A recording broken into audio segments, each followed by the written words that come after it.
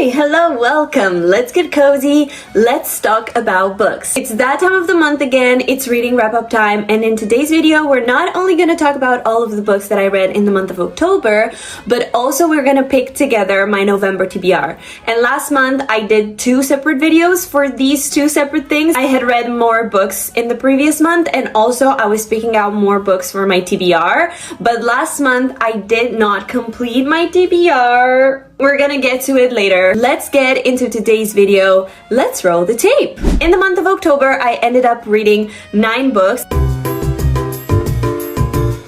out of which 5 were physical copies and 4 were audiobooks. Let's get into it. I started the month off with Time of Your Life by Jessa Hastings. I actually started this book in September but finished it on the 1st of October. It's such a way to start off the month, if I do say so myself. I actually have a reading vlog where I read this book, so I'm not gonna yap too much about this, but I'm gonna tell you what this book is about. We are following Isolde Fanshawe, who is a very, very famous model in the 90s in London, and we're also following Joa Harrigan, who is in the most popular band at the time, and the two of them meet one night in a club and they get together. I can't really tell you more about the plot because I feel like there's not much of a plot.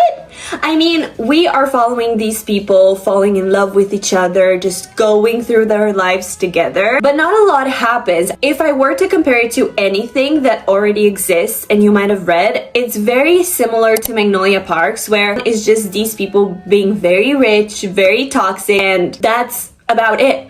I really enjoyed this one, and I do think that this is somewhat of a prequel to the Magnolia Park series. I tried not to compare it too much to Magnolia and BJ, and I kind of succeeded until I reached the end, and the last chapter was very, very much like Magnolia and BJ. I was like, oh my god, I can't believe we're doing this again. But yeah, anyway, I ended up giving this one 4.5 stars because I really did enjoy it. I had a great time reading it. I read it in 2 days in 2 separate sittings.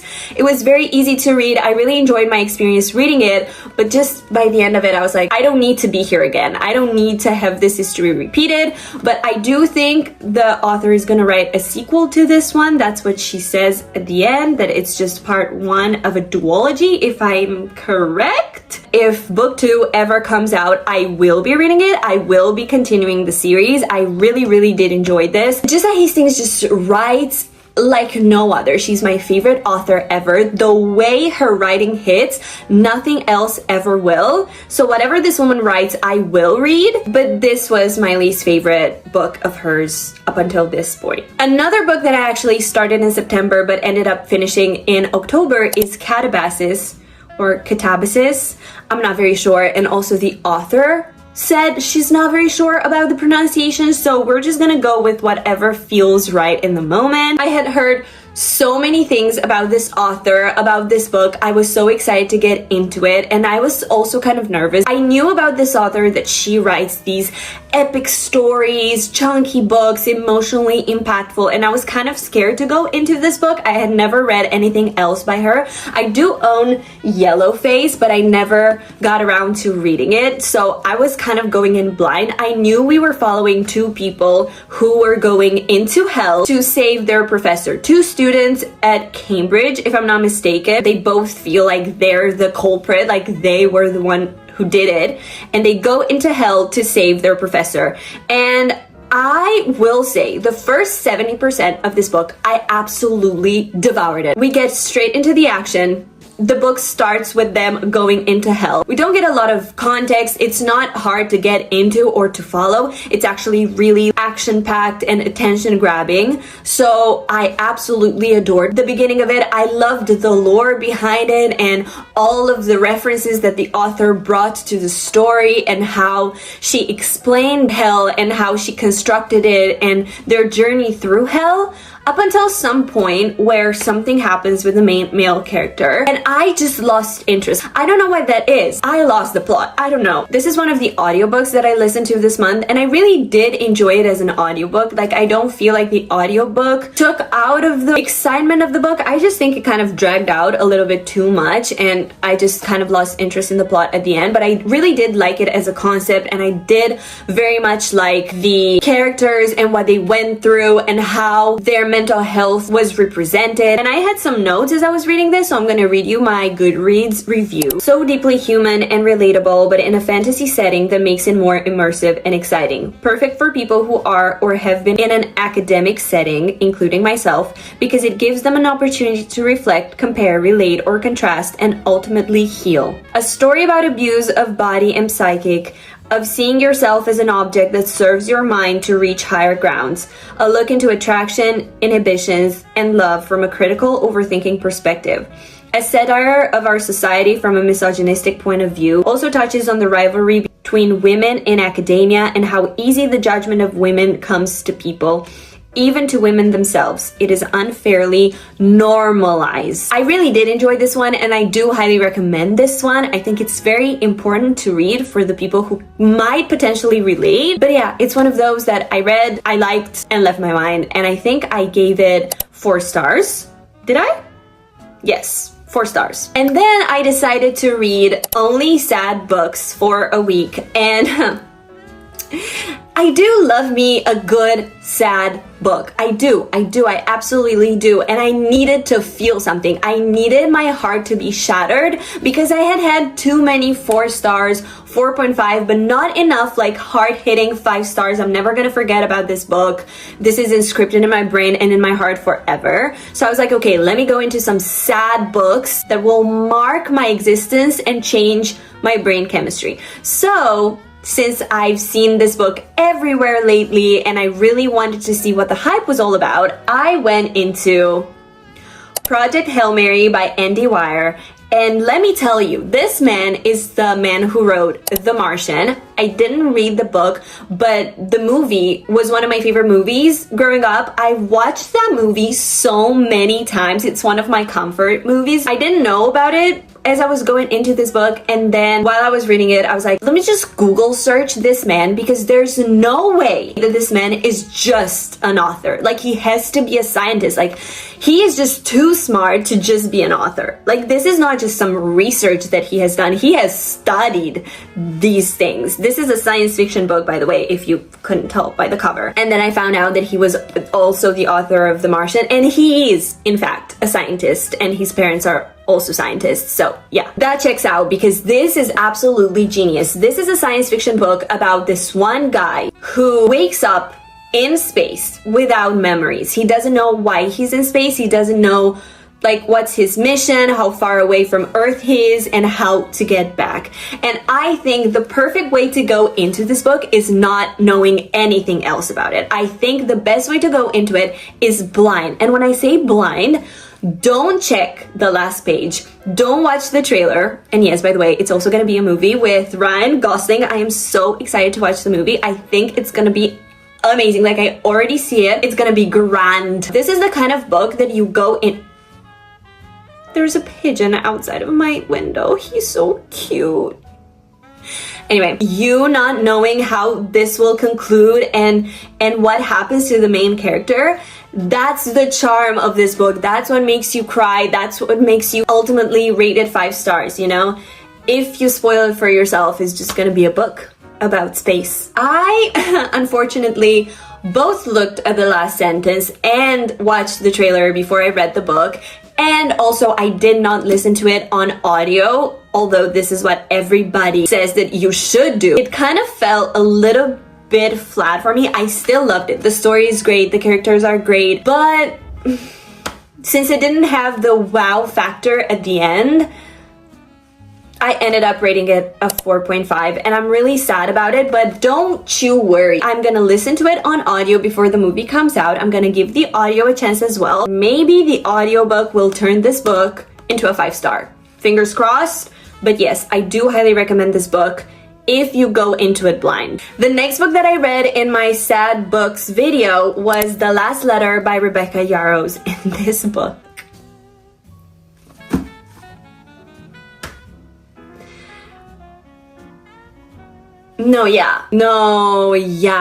exactly.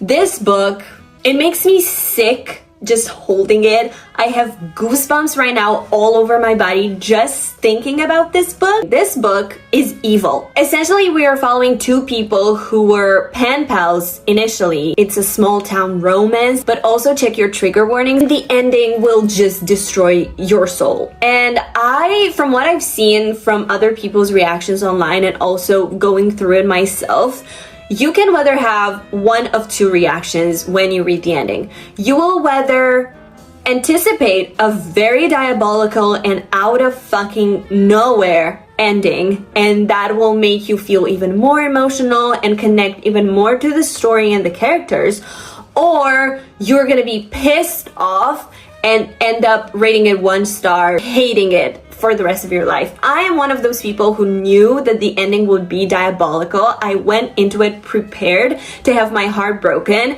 and it just completed my goal of shattering my heart and making me feel something deeply into my soul, and I ended up rating this a 5 star. I loved every single second of being into this book, into this universe, into this small little town, the found family, the little kids, everything about this book I adored, and I just made peace with the ending. I loved the epilogue. I thought it was amazing. I thought everything about this was amazing, but I do know that a lot of people end up hating it for the same reason why I loved it. So check your trigger warnings, make sure you know what you get into before you read this book, but I loved it. I gave it a 5 star. So do with that what you will. And the last book that I read in that video is The Nightingale, and boy, oh boy, did I cry. I didn't cry, I sobbed. I almost died. A part of my soul died with this book. I am haunted by the end of this book and this story. This is one of the most popular books that I have ever read in my life. I've had this book sitting on my shelf for such a long time, and just because I was scared of it, I didn't pick it up. And I am telling you right now,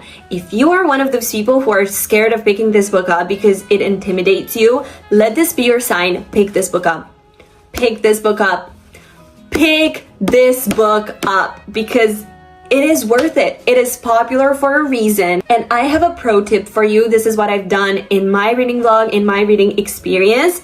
If you have a hard time getting into this story, immersive read it. We are following two sisters in World War II. One of them is a mother, a wife, a very family-oriented woman who wants to be at peace at home with her husband and her best friend and her kid.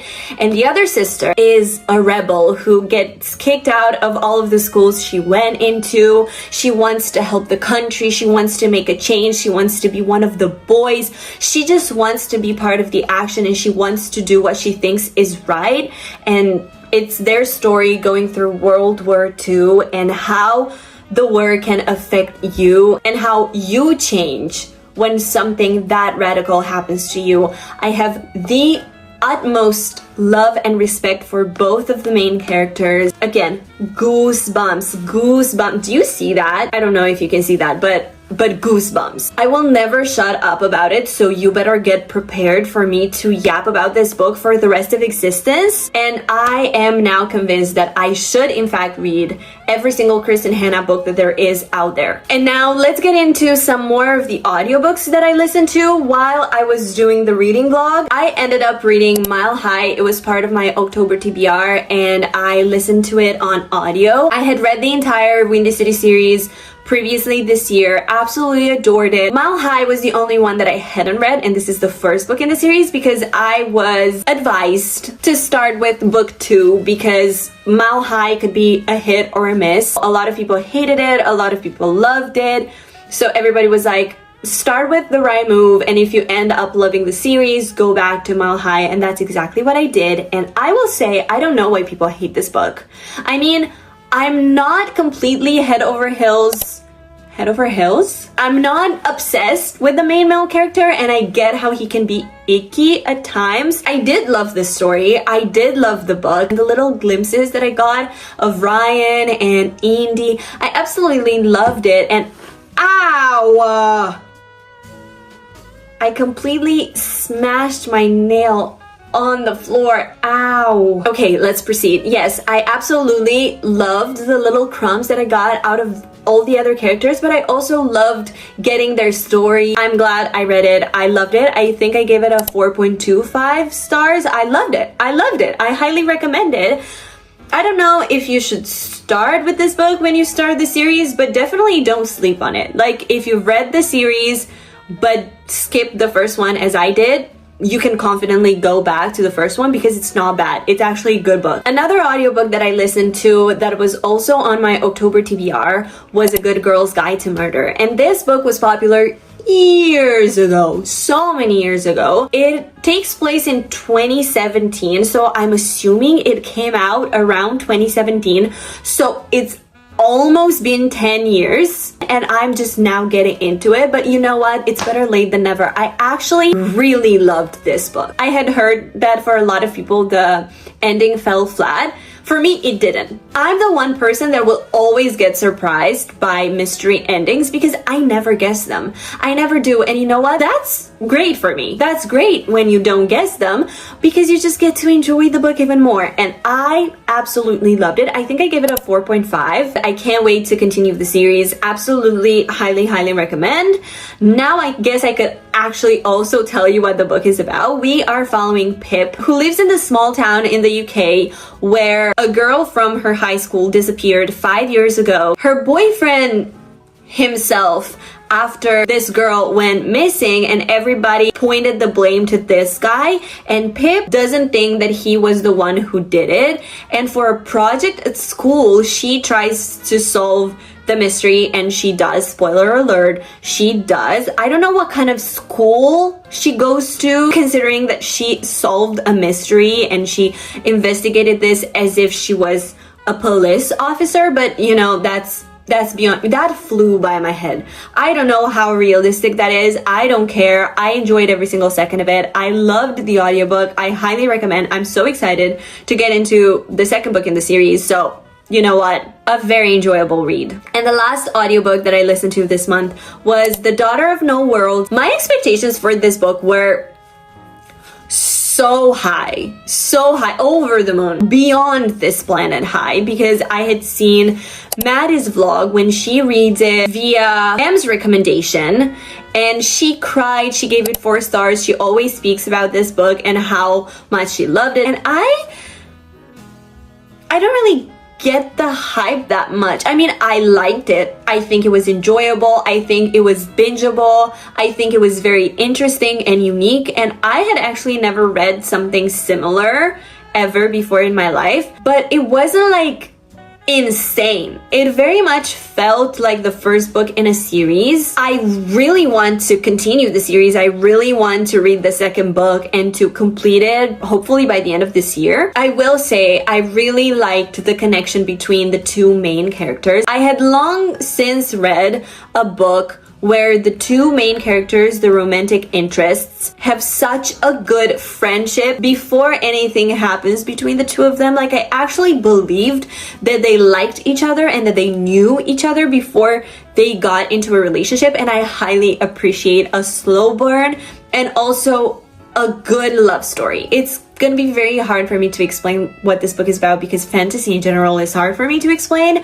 We are following a young girl who was enslaved since she was very young. She was enslaved for 80 years. When she finally collects all of the money that it was required for her to be released from slavery, the person who was owning her master, that guy says, actually, I'm not releasing you. You're staying. You can't buy your freedom. And she was like, no. She eventually escapes and she wants to join the order where she will train her magic in order to come back to where she's from and to free all of the other slaves. And when she gets there, she finds out that she was actually meant to train for much longer than she anticipated, and her trainer, her teacher, her professor is Max, her future love interest. And I'm not gonna say more. I feel like this is already kind of spoiling the story. I hope you forget this by the time you get into it, the way that I did,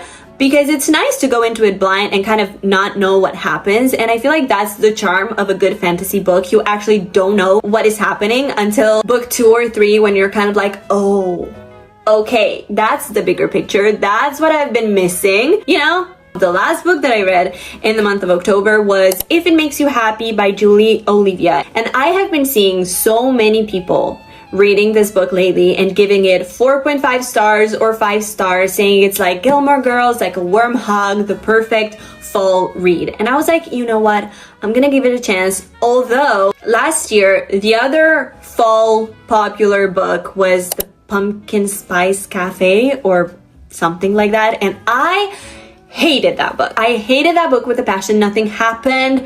I don't get the hype. 2 stars. No. So I was like, please, Lord above me, don't let this book be a miss the way that that book was last year. And it wasn't. This book wasn't a miss. I actually read it for a reading vlog that hopefully comes out next week. We'll see. But I read it for a reading vlog and you're gonna see my reactions there. So I'm not gonna tell you what my thoughts on it were, but I will tell you what this is about. We are following Michelle, whose parents were running an inn in Vermont. She's a city girl. She lives in Seattle. She loves it there. She's into advertising. She's girl bossing in the city. She never wanted to inherit the inn or anything like that. The inn was always supposed to go to Sarah, her little sister. But when her mother passes, her sister is still in school and can't at that time take over the inn. She takes 4 months off of her job in Seattle and she moves to Vermont to run the inn until her sister can take over herself and her neighbor, a dad of 2 girls and a baker. This is the last book that I ended up reading in the month of October, and now it's time to pick out my November TBR. Now, last month I picked up 6 books and I ended up only reading 4 of them. So since I do own the other 2 books, I made a whole plan of how I'm gonna read them, in what reading vlog I'm gonna include them. I still want to keep the 2 books that I haven't completed in my November TBR. They will be read, but they will just be dragged on to the November's TBR. So therefore this month we're only gonna pick 4 prompts from my TBR jar. So yeah, I think I'm gonna keep Quicksilver as a physical read, and Blue Sisters I'm actually gonna immersive read, but I'm gonna put it into the audiobook. So we have 2 picks for physical books and 2 picks for audiobooks. Let's draw our first prompt. Oh no, 1 fell, so I guess. I don't know why this is so nerve-wracking. And also I made these as sticky notes and they're so hard to open. You're gonna see first. What does it say? A book that Marianna always recommends. Oh my god. Okay.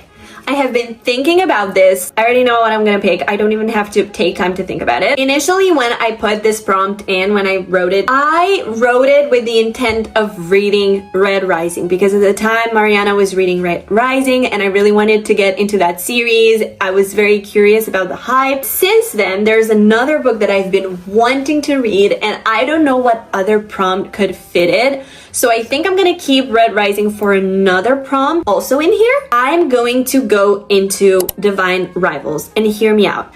Marianna read Wild Reverence in September, I think, and she really loved that book. She gave it 5 stars, and I'm really curious about not only Wild Reverence, but in general Rebecca Ross. I've heard such great things about this author and her writing and her books and her stories.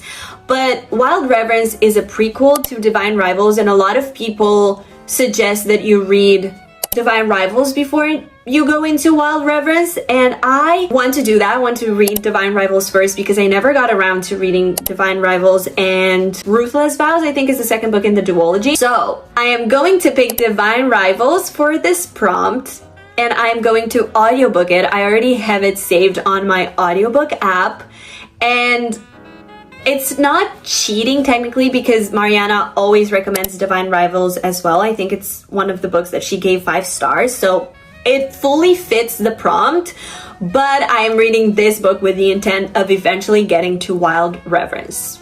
I hope that made sense. Let's pick up the next prompt. You get to see it first. What does it say? Start a new series. Oh, okay. I think I know. I think for this one, I'm gonna pick Lady of Darkness because the Legacy series has been on my mental TBR for such a long time. But technically, Legacy goes after the Lady of Darkness series, and I kind of want to read it in chronological order, so I want to get into Lady of Darkness before I go into Legacy series. That was so good. I'm so happy I picked that prompt. Yes, I'm so excited to get into the series. I've heard nothing but amazing things. I'm pumped. 2 more, guys, and these 2 both have to be physical reads. Okay, let's see. You get to see it first once again.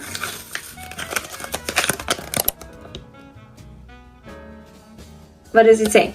A book that you think will be 5 stars. Since it's going to be a physical read, let me look at my shelves. Okay, I don't think that I need to explain myself, right? Am I right or am I right? TBR prom number 3, Alchemized by Senlin Yu. This is a 5-star prediction. I am scared. This is supposed to be a dark fantasy. I've never read a dark book in my life, but I read the trigger warnings. I've seen a lot of videos of people talking about this, and I feel like maybe potentially I could handle it. I'm gonna give myself a lot of grace, but I think this is the book that I'm gonna pick up. I do think this is going to be a 5-star because I've seen nothing but raving reviews. So we'll see. I'll include this in a reading vlog. And prom number 4.